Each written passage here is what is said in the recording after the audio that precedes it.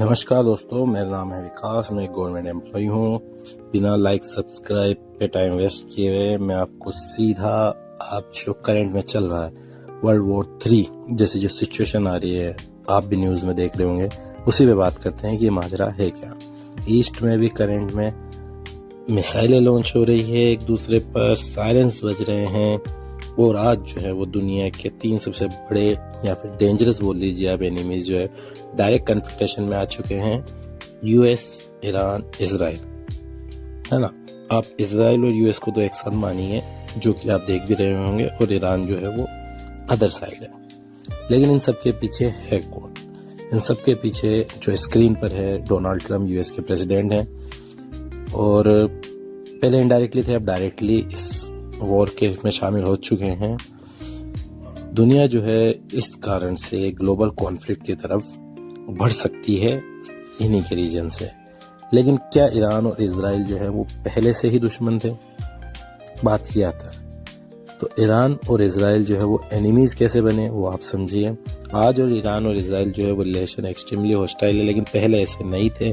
1970s तक Iran और Israel की रिलेशन एक्चुअली फ्रेंडली थे, लेकिन 1979 में एक इवेंट ने सब कुछ चेंज कर दिया। ईरानियन रेवोल्यूशन आया, जिसके बाद ईरान में इस्लामिक रिपब्लिक एस्टेब्लिश हुई। नई गवर्नमेंट ने इजराइल को इलीगल स्टेट डिक्लेयर कर दिया, और वहीं से स्टार्ट हुआ मिडिल ईस्ट का एक लॉन्ग जियोपॉलिटिकल राइवल, यानी कि दुश्मनी जिसे हम कहते हैं, जैसे इंडिया पाकिस्तान की होती है, शायद उससे भी ज्यादा बदतर। अच्छा, ईरान ने क्या किया? ईरान ने एक इनडायरेक्ट वार स्टार्ट किया। इंस्टेड एक डायरेक्ट वॉर की जगह उसने इनडायरेक्ट प्रॉक्सी स्ट्रेटजी अडॉप्ट की। ईरान ने मिडिल ईस्ट में कुछ मिलिटेंट ग्रुप्स को सपोर्ट किया। सबसे फेमस एग्जांपल हम जानते हैं, हिजबुल्लाह इन लेबनान और हमास इन गाजा। इजराइल का मानना है कि ये ग्रुप्स जो हैं वो ईरान के ही इनडायरेक्ट वीपन्स हैं। अब युद्ध का जो मेन लड़ाई है, आप स्क्रीनशॉट ले सकते हैं जो मैंने डाटा इकट्ठा किया है उसका, और उससे समझ सकते हैं। शॉर्ट में मैं बता देता हूँ, जो न्यूक्लियर प्रोग्राम की इच्छा है न्यूक्लियर विपणन हासिल करने की ईरान की, वही समस्या मेन है। मेन लफड़ा उसी का ही है। यूएस चाहता नहीं है कि ईरान न्यूक्लियर विपन हासिल कर सके, और इसके लिए 2015 में एक हिस्टोरिकल एग्रीमेंट भी हुआ, जिसे joint compressive plan of action कहते हैं।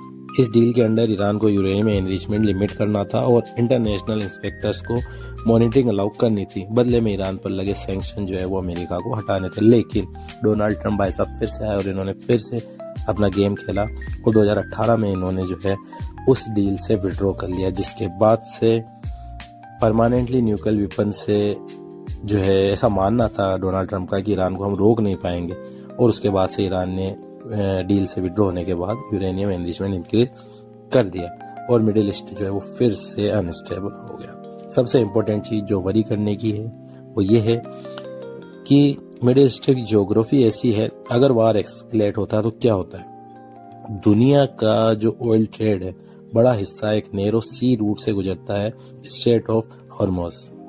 ठीक है। अच्छा, ये क्या है मैंने जानकारी के लिए आपको ऊपर दे दिया है, आप अच्छे से देख सकते हैं, समझ सकते हैं स्क्रीनशॉट लेकर। आपका टाइम वेस्ट ना हो इसलिए मैं शॉर्ट में समझा देता हूँ।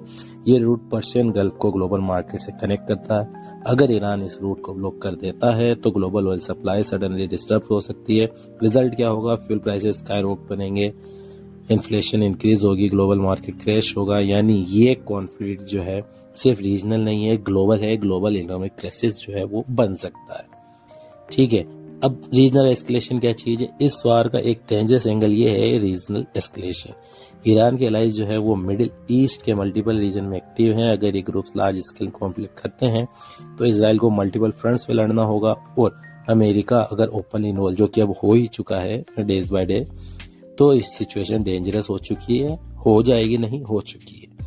ओके, आज मिडिल ईस्ट जो है वो एक जियोपॉलिटिकल चेस बोर्ड बन चुका है। एक साइड पर है इजराइल यूनाइटेड स्टेट, दूसरी साइड पर ईरान और जो उसका रीजनल इन्फ्लुएंस। इनके बीच में चल रही है पावर की लड़ाई।